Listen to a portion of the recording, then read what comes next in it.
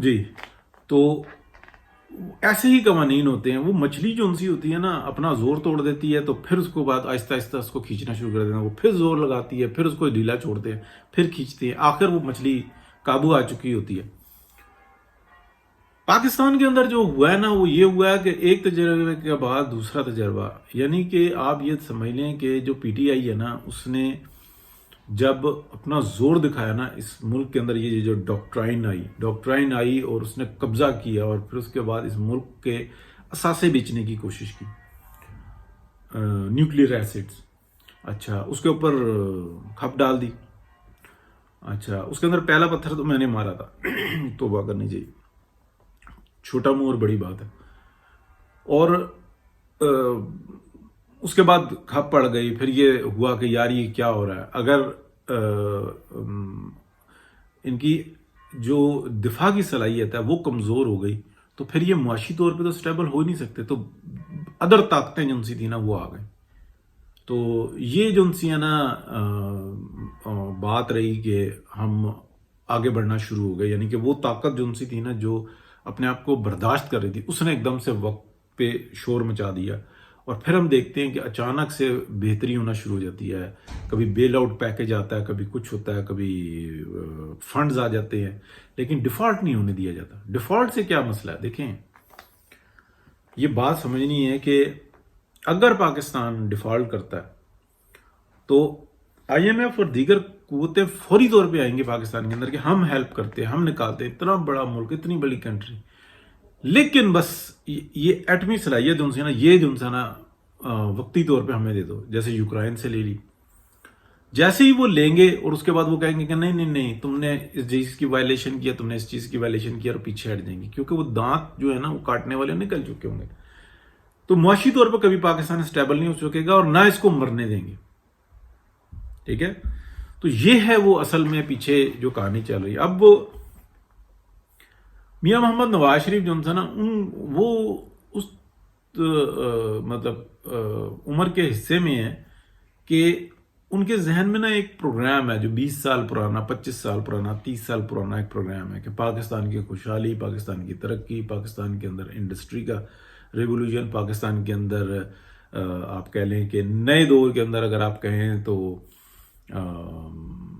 جو آ جاتا ہے یعنی کہ جو نئی ٹیکنالوجیز ہیں اس کے مطابق پاکستان کو چلنا. تو میاں نواز شریف ایک پلان میں کریں, اس پہ عمل کرنا جانتے ہیں.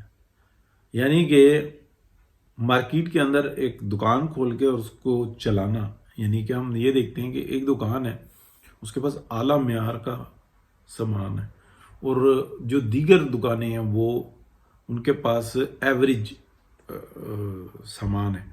جو اعلیٰ معیار کا سامان ہے نا وہ اس کا ریٹ ہائی ہے. وہ صاف ستھری دکان کر کے اور وہ بیٹھ جاتا ہے, صبح بیٹھتا ہے شام کو اٹھتا ہے. اچھا اس کی ریٹ تھوڑے سے زیادہ ہے. اس کے پاس کسٹمر جو ہے نا وہ اعلیٰ کوالٹی کا جانا شروع ہو جاتا ہے کیونکہ وہ اپنے سیمپلز تو دکھاتا ہے, دیتا ہے. ایک وقت ایسا آتا ہے بڑھتے بڑھتے بڑھتے بڑھتے کہ وہ سب جو انسان جو معاملہ ہے وہ اس اعلیٰ معیار کی دکان کے ارد گرد گھومنا شروع ہو جاتا ہے. وہاں پہ کسٹمرز موٹے نظر آتے ہیں, اعلیٰ کوالٹی کے نظر آتے ہیں. اسی طریقے یہ کاروبار کی ایک اسٹریٹجی بتا رہا ہوں. اسی طریقے سے میاں نواز شریف جو حکومت کے اندر ہوتے ہیں نا وہ یہ کہتے ہیں نہیں ہم نے روڈز بنانی ہے, ہم نے انڈسٹری پہ پیسہ لگانا ہے, ہم نے اسمال انڈسٹری کے اوپر جانا ہے, ہم نے اپنے فیلڈز کو بہتر کرنا ہے, ہم نے یعنی کہ کھیت کھلیان اپنے جو زراعت ہے اس کو بہتر کرنا ہے, ہم نے اپنے دفاع کو مضبوط کرنا ہے, لیکن ہم نے اس میں خود انحصاری پیدا کرنی ہے, ہم نے بائی کر کے نہیں کرنا. یعنی کہ آپ کے پاس ایک بہترین قسم کی گن ہے اور آپ اس گن کی گولیاں بھی جو انسان وہ دوسرے سے خریدتے ہیں. ٹھیک ہے, اور مسلسل آپ کو وہ گن چلانی پڑتی ہے پریکٹس کے لیے سب کچھ. میں ایک مثال دے رہا ہوں. اور اچانک سے جب آپ کو کی لڑائی ہوتی ہے تو وہ پیچھے گولیاں بند کر دیتا دینا, آپ تو مارے گئے. تو اس لیے میاں نواز شریف کہتے ہیں جی ایف تھنڈر بناؤ, اپنا ٹینک بناؤ. اپنے ٹینک لے لیے ہیں تو اس کی جو گولے استعمال ہو رہے ہیں اور دیگر اس کی نال چینج کر دو اور آرڈر کر کے, اور اپنے اوپر خود انحصاری کر دو جو الخالد ٹینک ہے. تو یہ سارے کام کس کے دور میں ہوئے, یہ بھی مطلب سمجھنے والی بات. تو اب آئے پھر مڑ کے اس طرف کہ اس وقت وہ کیا کر رہے ہیں، وہ کہہ رہے ہیں ٹائم پاس کرو، جو ویسٹرنز ہیں ان کا زور کسی طریقے سے ٹوٹے، اور آہستہ آہستہ جو ہوتا ہے نا یہ جو پی ڈی ایم جو چون چون کا مربع ہے اس کو لے کر چلتے رہو۔ آئی ایم ایف کا پروگرام اگر یہ چاہیں کوشش کریں اپنی بھاگ دوڑ کریں تو اس کو حاصل کر لیں، لیکن جیسے ہی حاصل کریں گے، یعنی کہ جنرل عاصم منیر کے بارے میں یہ کہا جا رہا ہے، کل میں عمران شفقت کا وہ دیکھ رہا تھا پروگرام، کہ وہ آہستہ آہستہ اپنے آپ کو ٹھیک کر رہے ہیں، اور جنرل باجوہ جناب وہ لگا کے چلے گئے۔ تو دیکھیں اگر یہ سیاستدان کوئی ایسی بات کرتا نا تو کہتے ہیں بھائی تم استعفیٰ دو، گھر چلے جاؤ۔ تو ایک بات یہ سمجھنی ہوگی کہ جو عاصم منیر صاحب ہے نا وہ اپنے انسٹیٹیوشن کے بارے میں سوچ رہے ہیں، دیکھ رہے ہیں۔ اگر وہ اس قابل ہوتے کہ وہ بہت بڑا ایکشن لے سکتے ہوتے تو ہر بندہ یہ کہتا ہے کہ جتنا جنرل فیض حمید جو ان سے نا انوالو تھا اس باجوہ ڈاکٹرائن میں اور نواز شریف کو گھر بھیجنے میں، اس سے زیادہ تو جنرل آصف غفور تھا۔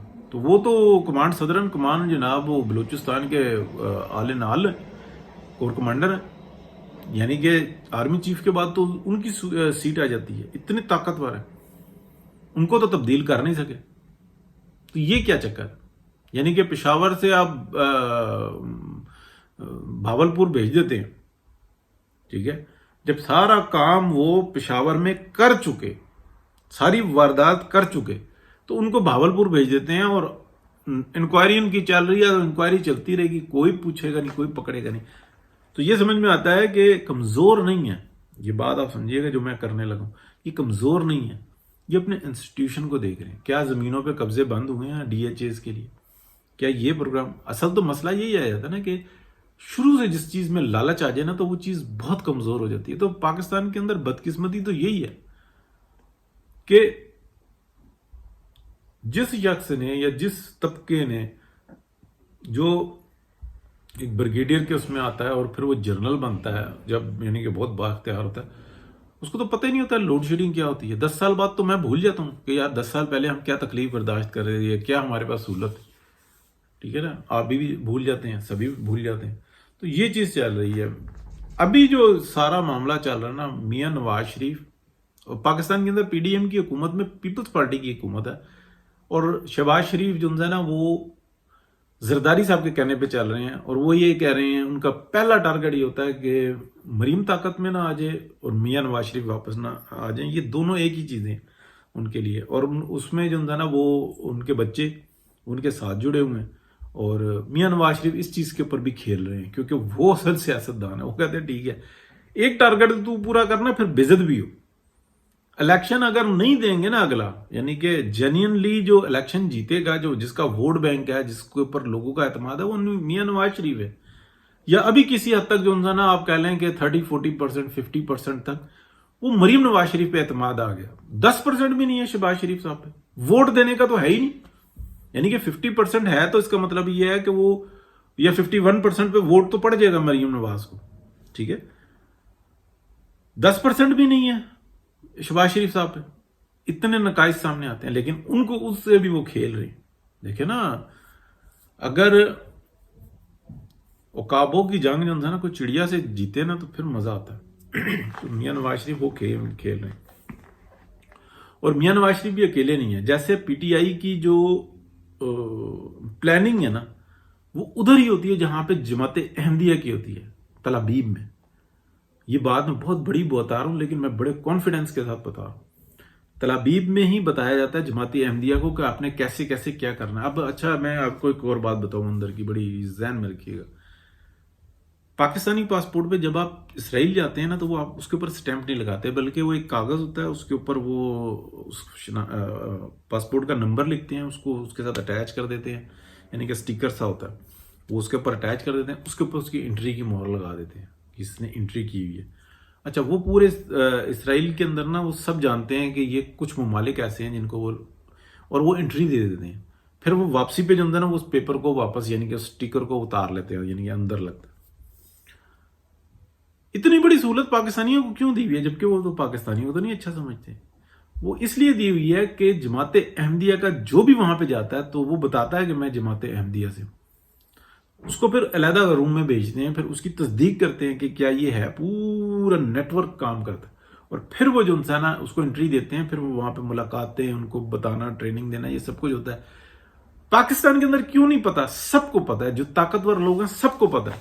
اور کیونکہ وہ صرف جماعت احمدیہ کو فیسلیٹیٹ کرنا چاہتے ہیں, یا اب پی ٹی آئی کے متحرک کارکنوں کو وہ فیسلیٹیٹ کرنا چاہتے ہیں کہ جو اینٹی پاکستان چل رہے ہوتے ہیں, تو وہ جو انسان یہ سہولت ان کو دی جاتی ہے. لیکن اس کو اویل کرنے کے لیے سب کو یہ سہولت دی جاتی ہے کہ کوئی بھی پاکستانی چلا جاتا ہے کہ جی میں زیارتوں کے لیے آیا ہوں, اس کی چنگی کر کے جو 8-10 گھنٹے انٹرویو لیں گے, پھر اس کو اپنے سکین میں لے کے آئیں گے, اس کا موبائل اپنے سکین میں لے کے آئیں گے, اس کو پھر یہ سہولت دیں گے کہ اچھا جاؤ زیارتیں, کہاں کہاں جاؤ گے, اس کے علاوہ کہیں نظر آ گیا تو تم پرابلم میں آؤ گے, باقاعدہ اس کی سیکیورٹی کا اپنا بندوبست کر کے اس کو جانے دیتے ہیں. لیکن جیسے ہی جو جماعت احمدیہ کا ہوتا ہے, اس کو وہ کہتا ہے نا کہ میں جماعت احمدیہ کو, اس کو علیحدہ لے جائیں گے, اس کو بڑی وی آئی پی سروس دیں گے, اس کی تصدیق کریں گے, کیونکہ ان کے ایک ایک شخص کی ڈیٹیل موجود ہوتی ہے. تو یہ ہے جی, اگلے اس میں بات کرتے ہیں.